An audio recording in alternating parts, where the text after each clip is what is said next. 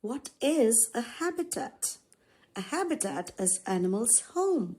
It gives food, water, shelter, and space. This classification of animals is based on the habitat. Terrestrial animals or land animals. These animals live on land and have adaptations for walking, running, or climbing. Example, ant, elephant, dog, horse, lion, snake. Aquatic animals or water animals. They live in water, either fresh water like rivers, lakes, or saltwater oceans. Examples, fish, dolphin, whale, octopus, crab, shark. Aerial animals or flying animals. These animals spend most of the time in the air.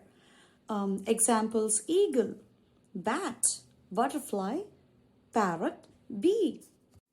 Amphibians. These animals can live both in water and on land. They usually start life in water.